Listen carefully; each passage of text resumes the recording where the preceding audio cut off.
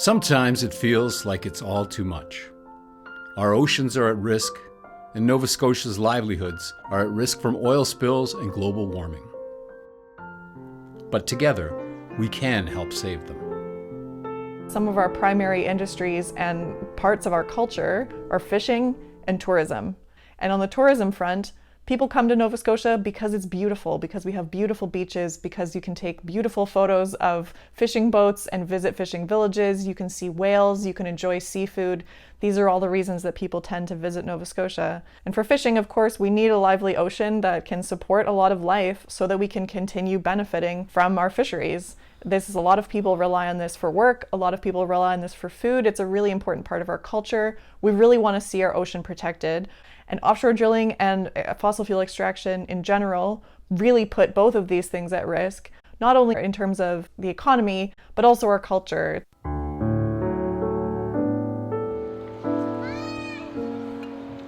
I've been asked if the Premier could come to my front door and tell me I can do one thing before I leave, what would that one thing be? And my response would be, protect our oceans. If he can actually find ways to protect the ocean, a lot of things will happen. First, the provincial government will stop trying to entice oil industries to come and drill on our fishing grounds. Take some of the money, over $20 million that the last 3 Nova Scotian governments have expended trying to entice oil industry people here, and spend that on things like enhancing our fishery or enhancing our tourism industry. Monies spent that would actually have a real positive impact on Nova Scotians and on our environment. But what about jobs from the oil industry? What about those who will lose their jobs if oil exploration is stopped? That's where the just transition comes in. Right now, our society and our economy is really reliant on the existence of fossil fuels and their use for all kinds of economic and social activities. But it's also recognizing that we need to change that very quickly so that we can avoid the worst of what climate change has in store for us and really minimize those impacts. And so in making that change towards non-emitting and renewable electricity sources, for example, we need to take into account all the social impact that that will have. So changing the economy pretty rapidly, it's going to affect people. It's going to change the way we work. It's going to change the way we get around. And the just part of the just transition is focused on justice. So making sure that everybody in every community, workers, all have somewhere to go and a new place to move towards. We need to ensure that people have good livelihoods and stability and functioning communities as we move away from fossil fuels and towards something much cleaner. One piece of planning for a just transition means that the workers who are involved right now, for example, in the fossil fuel industry or other high-emitting industries, they need to be involved in the discussion and the decision-making around how we do that transition, because those are the people who are going to be most vulnerable to those changes as their industries change and wind down. Our fishery and our tourism industries that depend on a healthy, functional ocean are being put at risk. They're being put at risk by our local government's efforts to try to bring drilling onto our fishing grounds, and they're being put at risk by the world issue of global warming. This is a real problem that we face here in Nova Scotia. We're not only on the front lines, we're on the front lines where a lot of the worst impacts are taking place. So if we know scientifically that continuing to extract and burn fossil fuels is a bad idea and is going to push us past any hope of keeping climate change to a minimal level and minimizing the human suffering that will come with that, why are we still seeing things like offshore drilling, exploration, fracking, export of fossil fuels, all kinds of things? One reason, I think, an important reason that we need to understand is that the fossil fuel corporations who are benefiting financially from the continued extraction and burning of fossil fuels are on the regulatory boards making decisions about whether or not those fossil fuels are extracted. And so they have a direct financial interest in doing something that is against the global interest of humanity, which is keeping climate change under control. On a more provincial level, the Maritime Energy Association similarly represents fossil fuel industry in the maritime region. And this organization has a very close relationship with the Nova Scotia government. And the result of that is we see things like in our provincial budget, there's about $20 million a year going towards supporting the oil and gas industry.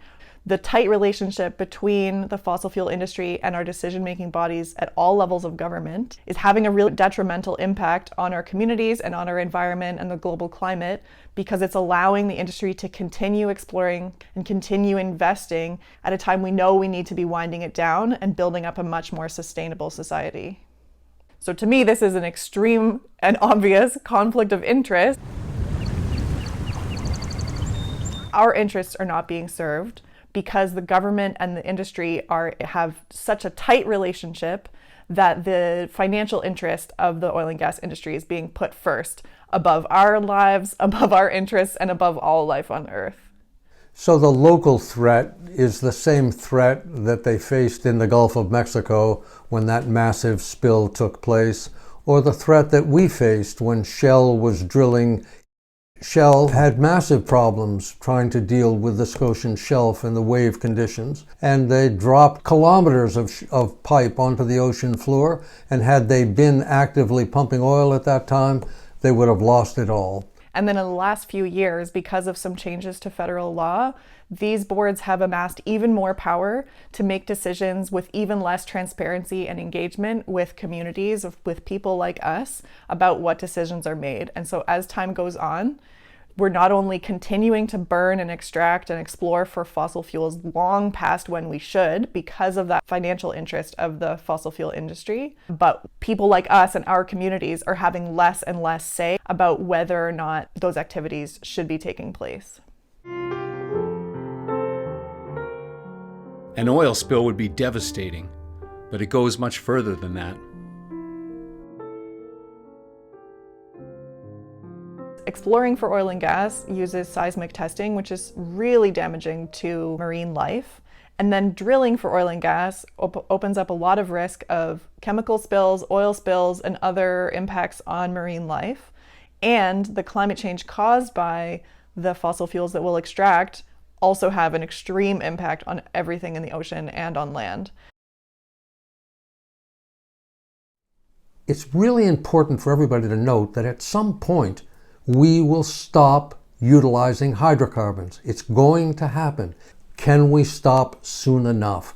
The protection of our ocean right now is up to us. Hopefully, the federal and provincial levels will step in and play the role that they need to play.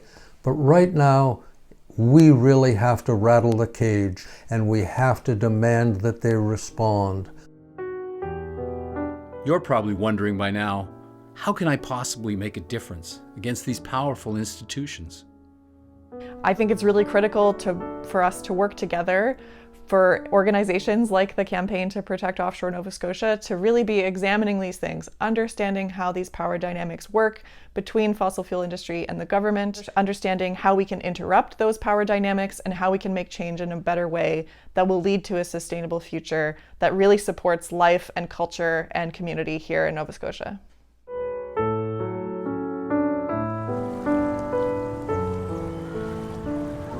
Maybe you'd like to make a presentation to your own council and see if they would be prepared to begin to write letters to the federal and provincial fisheries ministers and environment ministers and see if they can get some kind of an adequate response. These are things you can do. I know it seems, as if it might not be fruitful, but not doing anything is a much greater risk. Governments are supposed to be responsible to the people. Democracy is supposed to be of the people and not between corporations and government. And we need to be working together to break that relationship between government and industry so that our interests can be represented in the decisions that get made in government rather than continuing to support the industry through those decisions. Please check out these sites and join our effort to make this real difference.